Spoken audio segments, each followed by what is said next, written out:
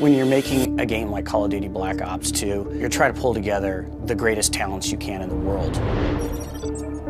People talk about this connection, Hollywood with games. The greatest thing about that for us is that tremendous talent, and they're interested in working in this medium with us, and in particular, on Black Ops.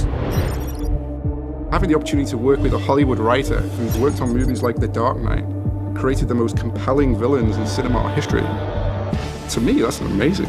We were approaching it in some ways as a big event movie. Even though it's a first-person shooter, it's got to be sophisticated, it's got to be funny, it's got to be challenging, it's got to have twists and turns.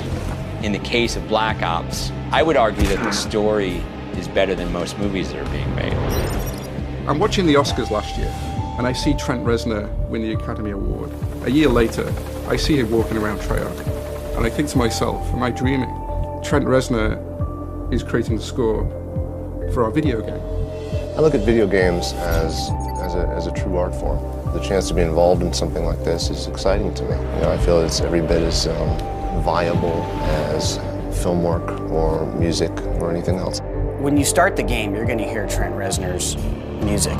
It'll automatically immerse you in our world. Increasingly, the line between, an event movie and an event video game are starting to blur, which is a good thing. I've started to see blockbuster movies rip off sequences from video games as opposed to the other way around. The games have gotten more intense and more realistic and more engrossing and deeper.